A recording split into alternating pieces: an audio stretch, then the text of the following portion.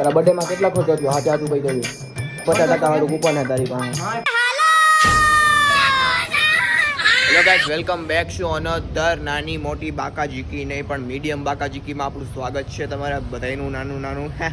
અને ગાઈસ શું કહેવાય, બર્થડે પાર્ટીમાંથી આવીને બર્થડેનો વ્લોગ તો આપણે બીજે દીએ મૂક્યો, એક દી ગેપ થઈ ગયો આપણો વ્લોગનો. પણ સિચ્યુએશન એમાં કેવી થઈ ગઈ હતી, રાતે 11 વાગી ગયા હતા અને ફોનમાં તો 7% ચાર્જિંગ. અને મેં કીધું હવે અત્યારે વ્લોગ મૂકી દો, ખોટા કોઈ અત્યારે બધે સૂઈ ગયા છો તમે. મેં કીધું પછી કાલ સાંજે જ હવે મેં કીધું વ્લોગ મૂકે તો કાલ સાંજે જ મૂકી દીધો અને આજનો બીજો વ્લોગ સ્ટાર્ટ કરી નાખ્યો અમે બપોર વચારે.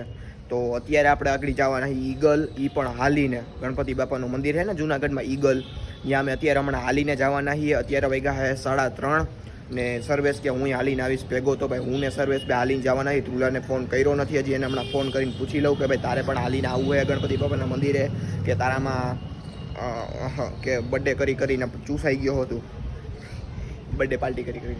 કોણ જાણે, એ તો આરહુડો હાડો પાડો. મારે નથી આવું કે હાલીને કઈ પૂછશો આમ તેમ કરશે તો પછી આમ બે જાવ. બીજું શું, આરામ કરવો પડે ને. એક દી બર્થડે ગયો હોય પછી બીજે દી બર્થડે બોયને આરામ કરવો પડે, કારણ કે સમજ રહો કતઈ જહેર બધી માગે તમારા. ઓકે ગાઈસ, તો હમણાં આવે એટલે નીકળીએ આપણે. Okay, let's go.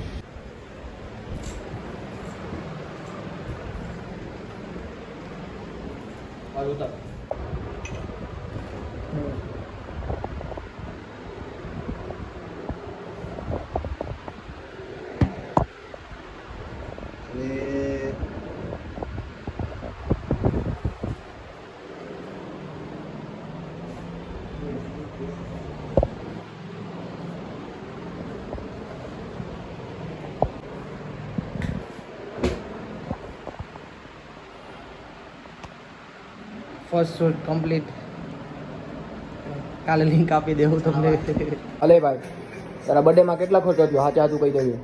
તો હવાબાજી કરીને 500 વધારે ન કરતો, ખોટી નો થામાને. તો કૂપન નહોતું એટલે મને 1500 રૂપિયા કીધું. માય 1500 3000. આદી 1500 જ ગણવાના. 1500 કાઈ નહીં, 1500 જ ગણવાના. 1580 નો એક પીસ હે.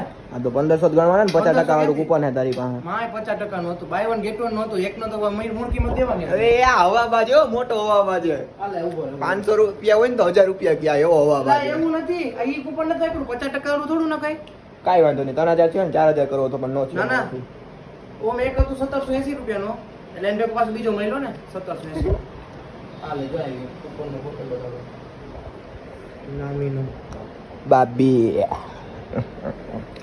36 કે હજી ઈ પિઝા માંથી ચકલો ઘરે લઈ ગયો. પિઝા આ એની ઘરે પિઝા લઈ ગયો, કારણ કે વૈધો તો બીજો અડધો આખો પિઝો વૈધો. ઈ આપણે સીન બ્લોકમાં નહોતા લીધા, કારણ કે પછી 8% ચાર્જિંગ હતું અને ખાવામાં ધ્યાન જાજુ હતું અમારું જેન્યુઅનલી, જે બધાયનું હોય. આ એક ને એક શર્ટ સિસ્ટમ ખેંચું ખેંચ 36 કે 36 તો શેરી કરતા કાંઈ જેટલાનું બિલ થયું હોય એટલાનું કાંઈ વાંધો નહીં. અડધું અમે દીધું ને અડધું એને દીધું, એમ કરીને થઈ ગઈ પાર્ટી પૂરી. કારણ કે ત્યાં જે પીઝા વાળો હતો ને મારો દોસ્તાર હતો, પાછી આપે પ્રીતેશી કે તારે પછી આપી જાય આઈલા કરે. પ્રીતેશે ગૂગલ પે કર્યું, જીપે તો તે કર્યું, જીપે તે કર્યું છે, પીઝા વાળું કર્યું. શેરી ભાઈ સાહેબ, આ એક કૂતરીની ભાઈ એવી રામાયણ થઈ ગઈ છે. કોક ને કોક ડેલી ખોલી રાખીને એવું છે, પછી બંધ કરે ને એટલે જો એવી મોઢું માંથી ને ખોલીને હોય છે ને પછી નીકળે નહીં લપરી. આમ જાતી બે તું બે અત્યારે શું ચોકીદાર રહી જાય અત્યારે. રેડી, કૂતરી ના કરવી જોઈએ. 10 રૂપિયામાં એક કૂતરી ના કરી નહીં. જોવા ગાઈસ, મોટા માણસો આપણી ઘરે આવ્યા છે. અહીંયા બાજુના દુકાનમાં બેહવા આવે પણ આપણું ઘરે ને ન દેખાય. મેં કીધું કાં ઈ કે પૈસા બહુ બની ગયા નહીં કે હમણાં, એટલે કે હું નથી આવતો. હે એટલા બધા પૈસા બનાવી નાખા. ઊંચું જો ભાઈ, पैसा क्या कुछ नहीं बदल सकता. ठीक है, चलो अपने पापा जी आ गए हैं गाइस. सिस्टम જો ભાઈ, પ્યારમાં ડૂબેલા માણસો હું પ્યાર 500 ને હું ન કરાવે. આમ જોઈ લો, બે એક બાજુ આ બાજુ એક ઓલી બાજુ. આમ તો જો પણ પ્રેમ આંધળો હે સાહેબ. આ પ્રેમ કહેવાય, આ પ્રેમ. સંડાસના પાઇપ પાસે ઊભા બાજુ એ વાતું કરે. રિવીલ કરતો બેની ભાઈ. એ નેતામાં અવાજ સંભળાવતો થોડો.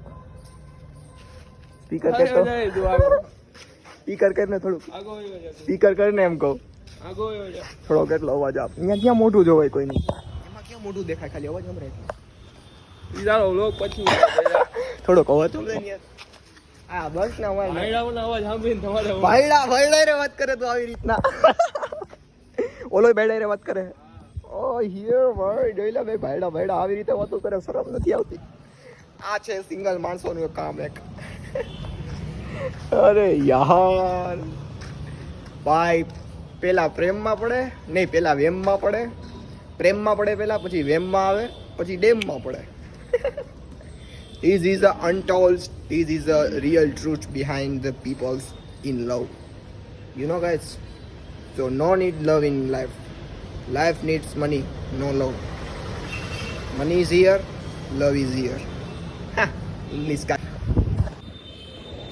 જો એક નવરી નો થયો હજી આ તો જજી જામી જ પડ્યો દેખાય તમને આ તો હજી જામી જ પડ્યો ઓલો નવરો થયો કે હાલો હવે જમવાનું થઈ ગયું જોયું ફૂલ બાકાજી કયો ફૂલ ઓ શીટ ઓ યા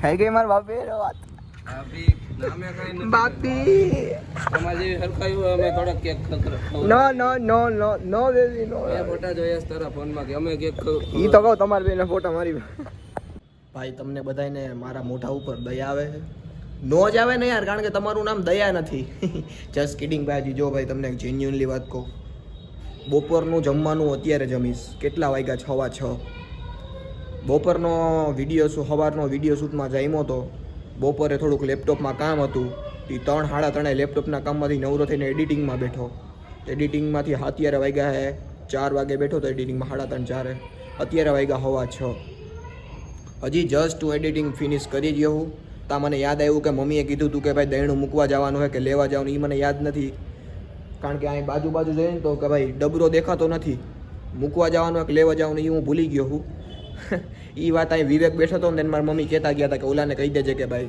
હું કીધું તું મને નથી ખબર વિવેકને ફોન કરીને પૂછી કે મારી મમ્મીએ તને દહીણું લેવાનું કીધું હતું કે લઈ આવવાનું કીધું હતું કે મૂકી આવવાનું કીધું હતું તો હવે એ ભાઈ થોડુંક ભૂખે લાગી છે કામે છે તો પહેલાં આપણે દહીણું મૂકી આવી ફટાફટ પછી દહીણું મૂકીને આવીને આપણે જમી લઈએ યાર હવે ભૂખ લાગે એવું અંદરથી જીવડા કહે છે રેડી જોઈએ ભાઈ પદમણી મને હાંભળી હેજી રે તારો લૂંટાઈ ગયો હાલો ભાઈ તો ફટાફટ મૂકી આવું દહીણું આ મૂકીને આવીને તમને બતાવું કે મમ્મી આજે હું બનાવ્યું છે ઓકે ગાઈસ ત્યાં લગી તમે જસ્ટ ખબર પડી છે કે ભાઈ દહીણું લઈ આવવાનું હોય તો ફટાફટ આપણે આપણી ગાડી લઈને દહીણું લેતા આવીને પછી આવીને દહીડીએ હાલે ભાઈ તું જલ્દી હાલ જો ભાઈ આપણા દહીણાભાઈ આવી ગયા ને એની સાથે ભાઈ મને આપી દીધું એક ફ્રી અર્ચના મજાક કરું ભાઈ હું લઈને આવ્યો કાંઈ 5 રૂપિયા વધ્યા 20 રૂપિયા આપ્યા 15 રૂપિયા દહીણાના થયા 5 રૂપિયા વધ્યાનું અર્ચના લઈને આવતો રહ્યો કારણ કે ભૂખ લાગી હતી જોઈ લો ભાઈ તો મમ્મીએ શું બનાવ્યું હોય તો કહું તમને મમ્મીએ બનાવ્યું હોય ગુવાર બટેટાનું શાક પછી પપૈયાનો અને ગાજરનો સંભારો અને રોટલી અને આપણે અર્ચના અને છાશ અંદર પડી છે તો હાલો હવે જમી લઉં અને પછી કરીએ આપણે આગળનો બ્લોગ કન્ટિન્યુ હજી હું શાક ગરમ કરીશ પછી ખાઈશ ઓકે ગાઈસ એક જિંદગીની રિયાલિટી કહું પાછી તમને ક્યારે એવો વિચાર આવ્યો કે ભાઈ હું મરી જાય પછી આમ મારું અસ્તિત્વ શું રહે માની લો કે ભાઈ તમે અત્યારે બેઠા હો રેડી હવે તમે વિચારો કે હું અહીંયા બેઠો હું અત્યારે આ વિચારું હું બીજા પ્રત્યે આવું વિચારું હું બીજા મારી પ્રત્યે આવું વિચારતા છે હું આવો માણસ હું મેં આ કામ કર્યું તો મારા દ્વારા થયું એટલે આમ ટૂંકમાં આપણો જે હું છે ને એ આપણે જ્યારે ઉકલીએ જ્યારે મરીએ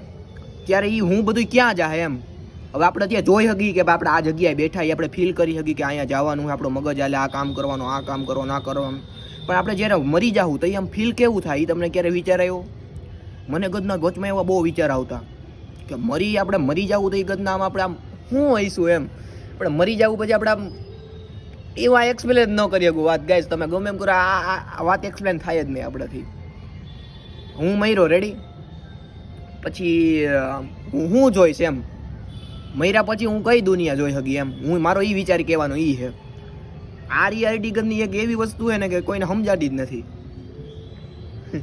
વચમાં ક્યાંક હું મેડિટેશનમાં જાઉં ને એક સંદેશો હતો એ રીતના કે આપણે મરીએ જ્યારે કેવું ફીલ થાય કંઈક આપણે મરીને ત્યારે કંઈક આમ સપના જેવું ફીલ થાય આમ સપનું તૂટ્યું કેવું એવું ફીલ થાય કંઈક એવું કંઈક હરખું વાંચીને કહી તમને આ એક વિચારવા જેવી વાત છે. ખોટું હોય તો કયો તમે, આવો તમને વિચાર આવ્યો હોય છે, ખોટું નહીં. આ ગદનું મગજ એ ભગવાને એક એવો મગજમાં આ કીડો ઘાલી દીધો છે ને વિચાર નામનો, કે ઈ પૂરો જ ન થાય. 2 મિનિટે તમે વિચાર્યા વગર બેસી શકો તો મને કહો. કારણ કે આ મગજ છે ને, મગજ નો વિચારવાનું જલ્દી વિચારે હે ને, પણ જે વિચારવાનું હોય ને એ હરકો વિચાર જ ન આવે. નો વિચારવાના વિચાર આવ્યા કરે કે આણે મને આ કર્યું હતું, ઓલાએ મને આ કર્યું હતું, ભૂતકાળ એટલું યાદ આવ્યા કરે ને કે તમે ચક્રી ખાઈ જાઓ. એમ જ માણસ ડિપ્રેશનમાં વયો જાય, ડિપ્રેશન. એટલે ભાઈ જેટલું તમે તમારા વિચારોને કંટ્રોલ કરો ને, ઇમોશન કહેવાય ને ટૂંકમાં, આપણે કોક આપણી જેણે ખોટું કર્યું ને એ વિચાર તમને બહુ આવે, અને તમને જેનો અફસોસ રહી ગયો કે હું આ ન કરી શકું એનો વિચાર તમને બહુ આવશે. તો ભાઈ એ બધી વાતને ભૂલી જાઓ. એવો વિચાર આવે એટલે હું વિચારવાનું ખબર, એ ભાઈ ભૂતકાળ તો ભૂલી ગયો ને ભાઈ એક નવી શરૂઆત. ભાઈ એવું તો ભાઈ જિંદગી હાઈલા કરે. એવી રીતે દર વખતે ને વિચારને હે ને ઇગ્નોર કરી દેવાના, સમજ્યા તમે? એ એક ટ્રીક છે વિચાર કાઢવાની નેગેટિવ. ઓકે, તો આ એક ચેક કરજો તમે, મને કહેજો આ વાત સાચી છે કે ખોટી, તમને આવ્યો આવો વિચાર કે નહીં. તો bye guys, bye. Like, comment, share, subscribe and see you soon guys.